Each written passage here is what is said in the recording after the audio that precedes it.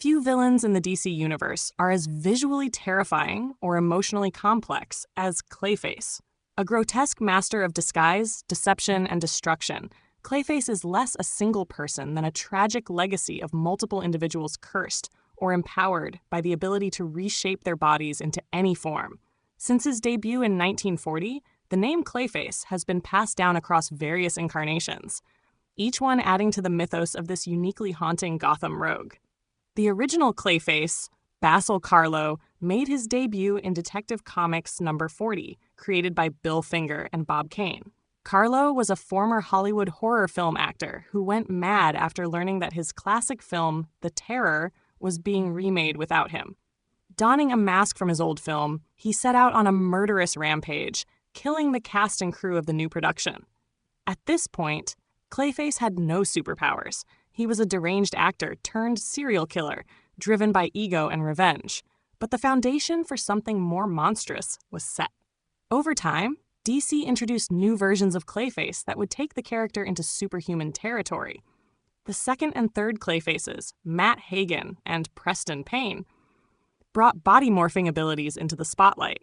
Hagen, introduced in Detective Comics number 298 in 1961, was a treasure hunter who gained the ability to reshape his body into any form after exposure to a radioactive pool. Unlike Karlo, Hagen had no vendetta against Hollywood. Instead, his motivations were tied to greed and power, using his shapeshifting abilities for personal gain and often clashing with Batman.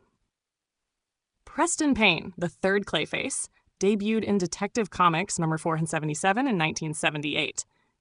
He suffered from hyperpituitarism and used a sample of Hagen's protoplasmic material in an attempt to cure himself. Instead, he was transformed into a melting, grotesque figure who burned people with a touch and constantly struggled with madness. His story was more tragic than villainous, marked by isolation, self-loathing, and a desperate yearning for human connection. Other incarnations followed, each bringing unique takes on the Clayface persona. Sandra Fuller, also known as Lady Clay, was introduced in Outsiders number 21 and had similar morphing powers, enhanced through a covert military program.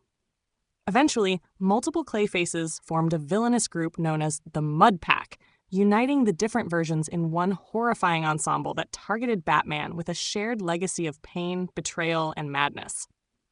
The most prominent and modern version of Clayface circles back to Basil Karlo. In post-crisis continuity, and especially in DC Rebirth, Karlo is reimagined as a struggling actor who undergoes experimental treatment involving Hagen's protoplasmic compound. This new origin fuses Karlo's classic Hollywood jealousy with supernatural shapeshifting, creating a monster both physical and emotional. His body becomes fully malleable, able to form weapons, mimic others, and grow to massive sizes. But his mind remains unstable, tortured by the loss of his humanity. In a surprising twist, Clayface's story took a redemptive turn during Detective Comics' Rebirth era, where Batman invited him to join the Gotham Knights, a team of reformed outcasts and vigilantes. This arc explored Karlo's inner conflict, his desire for redemption, and his struggle to control his monstrous side. For a brief period, Clayface was not a villain, but a reluctant hero. His connection with Cassandra Cain, orphan, became a highlight, showing how compassion could reach even Gotham's most tragic monster. Unfortunately, redemption was short-lived.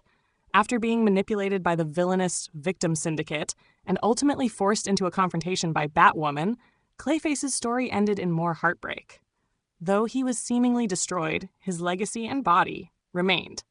Clayface has also appeared in numerous animated series, video games, and live-action adaptations, including Batman, the animated series, where his tragic backstory was portrayed with haunting emotional depth, solidifying his place as one of Batman's most sympathetic foes.